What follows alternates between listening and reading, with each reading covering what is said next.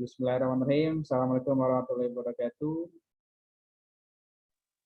Waalaikumsalam warahmatullahi wabarakatuh. Oke, pada kesempatan kali ini kita akan melanjutkan materi pertemuan ke-11 untuk hidrologi dan geohidrologi, di mana ini sebagai pembahasan lanjutan terkait dengan aliran permukaan. Jadi seperti kita bahas pada dua pertemuan sebelumnya, apa yang dimaksud dengan hidrograf. Hidrograf sebagai suatu grafik atau suatu plot yang menunjukkan bagaimana hubungan antara laju aliran dan waktu. Di mana di hidrograf itu tersusun atas setidaknya 3 parameter. Jadi dari satu hidrograf itu menggambarkan bagaimana runoff atau aliran permukaan, bagaimana interflow-nya. Interflow itu maksudnya infiltrasi masuk ke dalam permukaan tanah, dan bagaimana base flow-nya. Di ketiga poin itu yang ditunjukkan pada hidrograf. Dan pada kesempatan ini kita akan melanjutkan lagi pembahasan lebih lanjut terkait dengan aliran permukaan.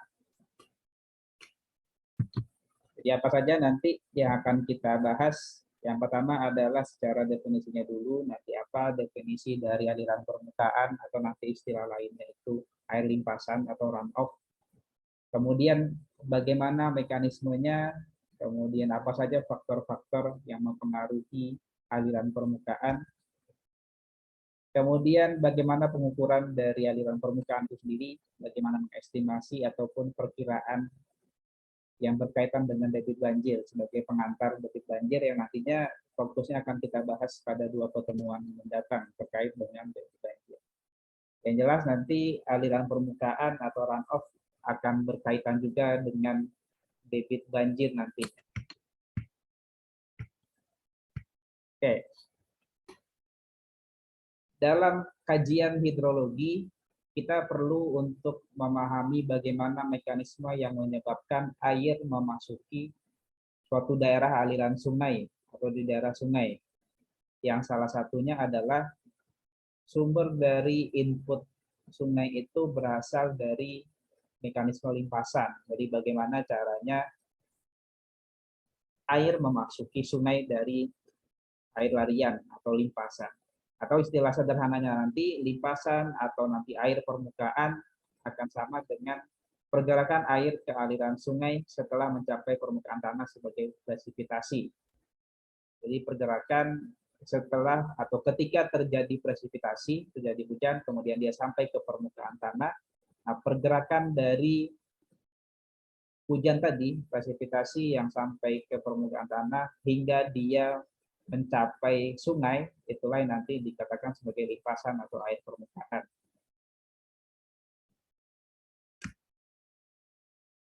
Bagaimana air bergerak dari presipitasi, kemudian mencapai permukaan tanah, kemudian ke aliran sungai yang disalurkan, ini masih menjadi satu hal yang menarik untuk bisa dipelajari, khususnya di bidang kajian hidrologi. Kemudian apa saja yang menjadi faktor-faktor limpasan? Setidaknya ada dua faktor utama yang nantinya mempengaruhi kebesaran atau limpasan. Yang pertama ada meteorologi dan yang kedua ada daerah aliran sungai. Meteorologi sendiri ini berkaitan dengan jenis presipitasi yang terjadi. Kemudian intensitasnya seperti apa, intensitas curah hujannya. Setelah intensitas, lamanya, berapa lama intensitas hujan tadi. Kemudian juga mempengaruhi distribusi dari curah hujan tadi dan arah pergerakan curah hujan. Kemudian bagaimana historinya, histori dari kejadian hujan dan bagaimana kelembaban tanah. Yang berikutnya adalah kondisi-kondisi meteorologi lain yang berkaitan dengan cuaca seperti suhu, kecepatan angin, dan lain sebagainya. Jadi seperti yang sempat kita bahas kemarin di hidrograf, ketika terjadi hujan, maka yang secara alaminya itu air akan terinfiltrasi terlebih dahulu masuk ke permukaan tanah, sampai dia kondisi jenuh si tanahnya tadi, kemudian barulah terbentuk air limpasan. Air limpasan inilah yang nantinya mengisi ke sungai atau daerah aliran sungai.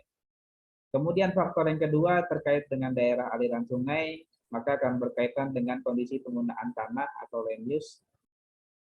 Ini salah satunya berkaitan dengan laju infiltrasi di beberapa alih fungsi lahan yang berbeda memiliki karakteristik atau laju infiltrasi yang berbeda-beda pula nantinya. Kemudian yang kedua, bagaimana atau seberapa luas daerah aliran sungai, kondisi topografinya seperti apa yang berkaitan dengan kelerengan. Kemudian jenis tanahnya juga seperti apa, ada beberapa tanah yang memang dia bisa menginfiltrasi lebih banyak air nantinya ketika terjadi hujan, ada yang dia cenderungnya dia lebih basah. Dan faktor-faktor lainnya seperti jaringan sungainya, kemudian apakah ada drainase buatan yang di beberapa wilayah kota-kota di wilayah pesisir sudah membuat satu drainase. Ada drainase buatan, salah satu fungsinya adalah untuk memecah atau mengurai kuantitas dari air sungai ketika terjadi hujan di hulu. Jadi biasanya dalam bentuk banjir kanal gitu. Kemudian bagaimana mekanisme aliran permukaan itu sendiri? Jadi P di sini adalah presipitasi. Bagaimana ketika terjadi hujan, maka setidaknya ada 3 jenis nantinya. Ada 3 cara atau 3 mekanisme aliran permukaan. Jadi yang pertama ada overland flow atau Q0 sini atau QO di sini. Overland flow nantinya dia yang mengalir di atas permukaan tanah. Kemudian ada through flow yang dia mengalami infiltrasi terlebih dahulu, kemudian ada pergerakan lambat dari aliran air di bawah permukaan tanah yang nantinya atau pada akhirnya dia mengisi air sungai.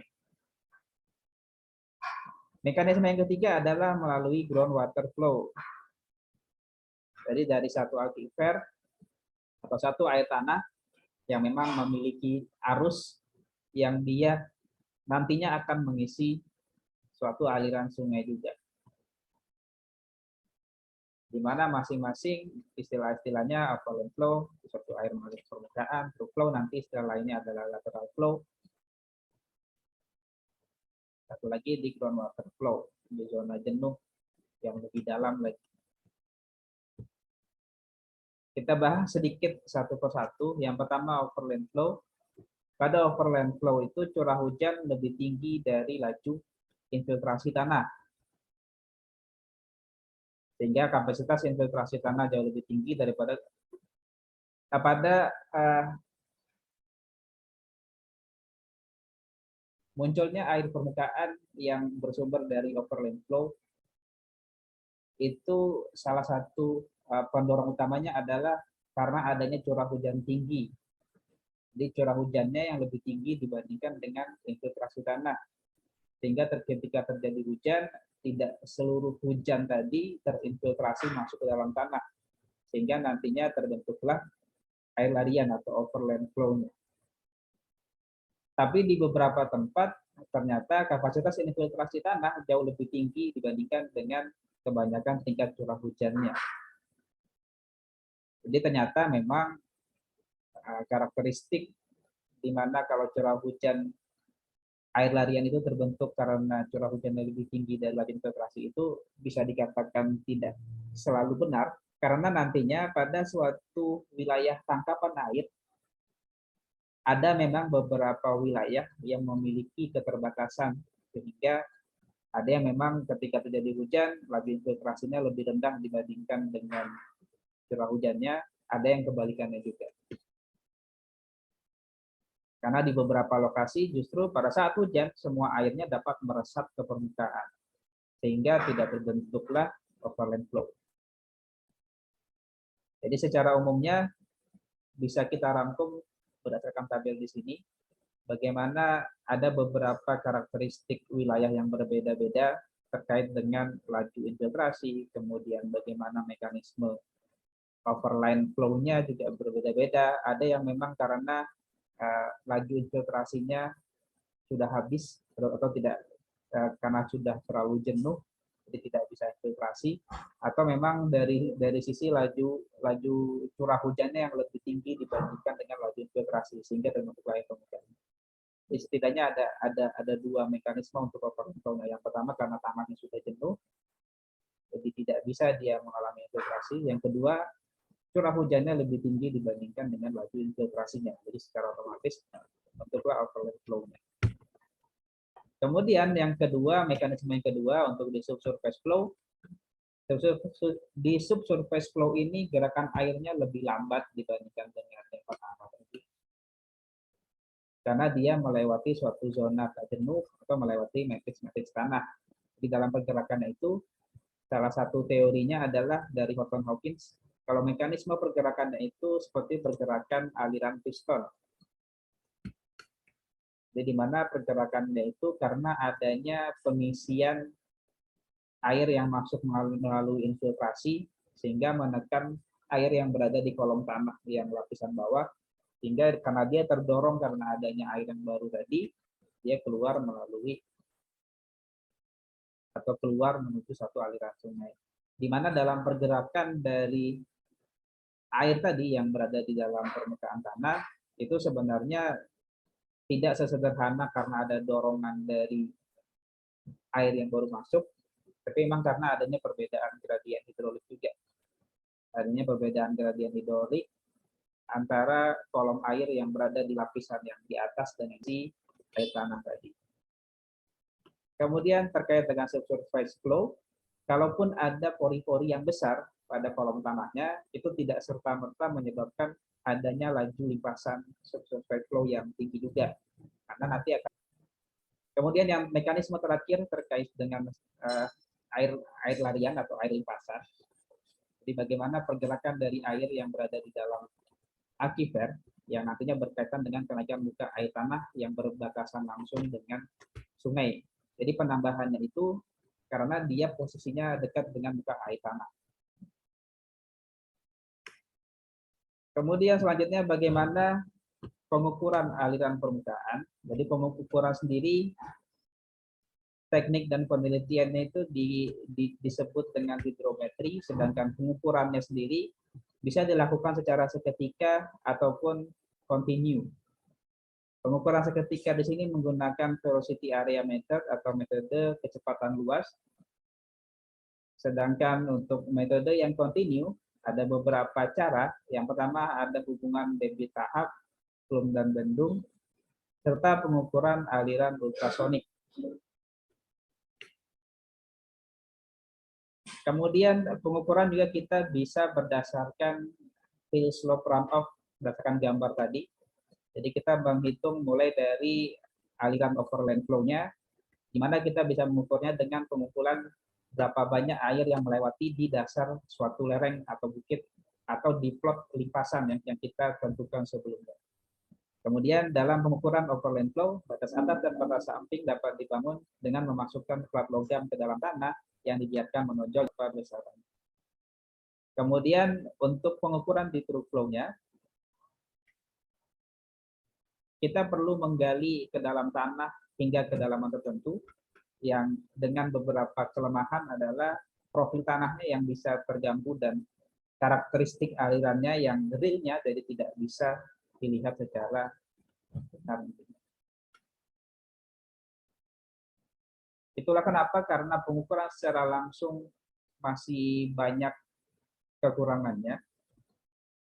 Kita biasanya untuk aliran permukaan kita juga bisa memanfaatkan nilai-nilai estimasi dengan menganalisis data-data atau menggunakan grafik hidrograf, bisa juga menggunakan kurva depresi dari air tanah, bisa juga dari kenaikan permukaan air dan klasifikasinya seperti apa, dan penguraian dari hidrograf. Sedangkan yang berikutnya terkait dengan aliran permukaan, maka nanti akan berkaitan juga dengan perkiraan debit banjir, di mana banjir kita bisa mendefinisikan sebagai suatu bentuk genangan di atas tanah yang dia berada berdekatan dengan aliran sungai yang kejadian banjir tadi disebabkan atau ada perambahan oleh laut. yang banjir rob menjadi kenal. Kemudian banjir sendiri tidak semestinya atau tidak hanya terjadi karena ada danau atau situ. Dan dalam kejadian banjir, abnormalnya ini sulit untuk dijabarkan, terutama dalam jangka waktu. Kemudian banjir menjadi satu perhatian yang khusus karena bukan karena aspek hidrologinya, tapi karena dampak kerusakannya yang bisa jadi berbeda tergantung wilayah yang nantinya terkena kondisi banjir tadi. Karena dampaknya ini akan berkaitan dengan penanganan pasca banjirnya nanti. Kemudian pemahaman terkait dengan banjir akan berkaitan dengan frekuensi, jadi frekuensi air larian atau air permukaan, dan debit atau besarnya aliran permukaan tadi. Itulah kenapa pemahaman terkait dari satu hal yang penting. Dan memang banjir ini sudah menjadi satu kejadian yang normal di dunia. Kemudian, apa kaitan aliran permukaan dengan konteks kualitas air?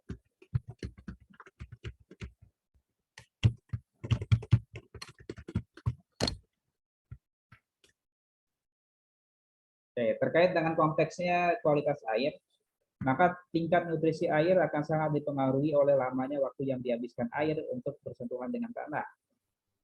Jadi semakin lama akan menyebabkan lebih banyaknya nutrisi yang terbawa oleh aliran air. Kemudian, khususnya untuk aliran permukaan, air yang dia melewati lebih lama perjalanannya di aliran darat, maka kemungkinan besar dia akan lebih banyak membawa padatan tersuspensi, kesempatan di beberapa wilayah terjadinya perubahan kekeruhan dari aliran sungai.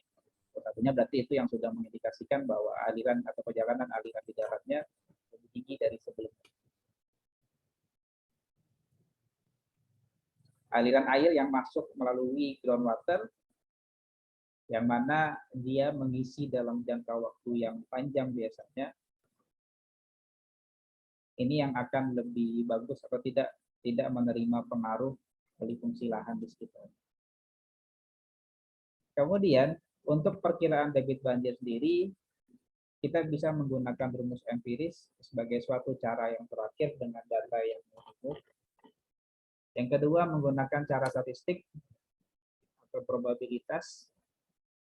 Yang ketiga adalah dengan menggunakan unit hidrograf. Ini yang paling banyak digunakan. Untuk rumus empiris sendiri, rumus empiris sederhananya kita menggunakan korelasi nantinya beberapa variabel yang berhubungan dengan debit banjir, di mana secara totalnya bisa lebih dari 15 variabel yang berkaitan dengan banjir. Karena itu dalam penggunaan rumus empiris nanti semakin banyak akan semakin baik. Yang adalah bagaimana koefisien karakteristik dari curah hujan dan ketetapan-ketetapan terkait dengan variabel, di mana ada beberapa rumus yang bisa digunakan. Jadi di sini sudah ada dengan ada beberapa karakteristik yang berbeda pula. Di contohnya di sini, di rumus yang pertama, ini digunakan untuk daerah aliran sungai dengan curah hujannya sedang, dengan luasan daerah aliran sungainya 3.000 sampai dengan 160.000 km persegi. Begitu pula yang lain, di mana nantinya dalam penetapan atau pemilihan rumusnya harus disesuaikan juga dengan karakteristik dari masing-masing persamaan. Jadi harus dikembalikan lagi sebelum memilih persamaan itu harus dilihat karakteristik dari wilayah daerah aliran sungainya. Kemudian untuk pengukuran perkiraan dengan statistik atau probabilitas, maka perkiraan debit banjir maksimum dan frekuensinya menggunakan dua jenis kurva kondisi aliran dan kurva kemungkinan. Lebih nanti gambaran dari frekuensi masing-masing kurva bisa dilihat di sini. Di mana tentunya kita membutuhkan data kejadian banjir dalam jangka waktu yang cukup panjang. Jadi minimal kita sudah ada data puncak banjirnya, berapa debit di banjir maksimumnya selama 24 jam, selama beberapa tahun terakhir, berapa banyak kejadiannya, dan kejadian akumulatif, dan lain sebagainya. Dari situ kita nanti bisa membuat grafik atau kurvanya, kurva kondisi aliran dan kurva kemungkinan. Mungkin itu saja yang bisa saya sampaikan. Kalau ada yang ingin memberikan tanggapan atau pertanyaan, saya persilakan. Kalau sudah cukup,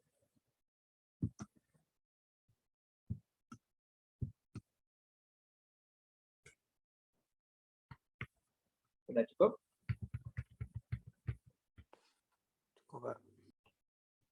Oke, kalau gitu silakan dipersiapkan kertas lembar.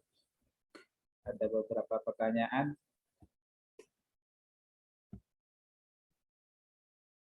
Akan dicatat terlebih dahulu pertanyaannya.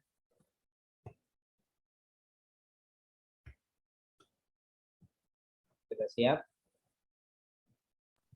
Siap, Pak. Oke, yang pertama, sebutkan dua mekanisme overland flow. Di soal yang pertama, sebutkan dua mekanisme overland flow. Atau aliran di permukaan tanah. Aliran di atas permukaan tanah.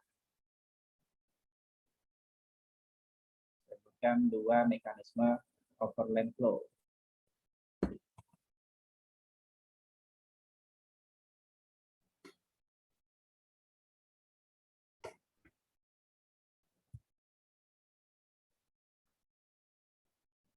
Sudah ya?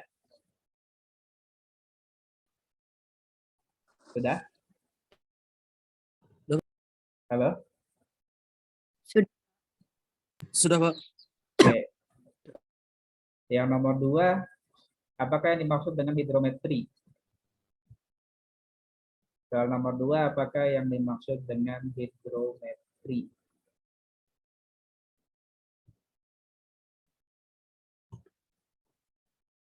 Sudah ya? Sudah, Pak.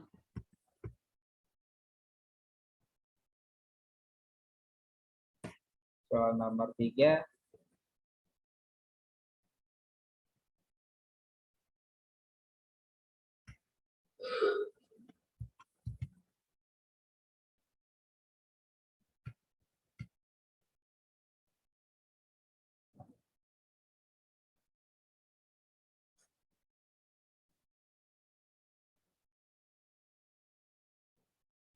nomor 3, sebutkan dua kurva yang digunakan untuk memperkirakan debit banjir maksimal dan frekuensi. Sebutkan dua kurva yang digunakan untuk memperkirakan debit banjir maksimal dan frekuensi. Sebutkan dua kurva yang dapat digunakan untuk memperkirakan debit banjir maksimal dan frekuensi banjir.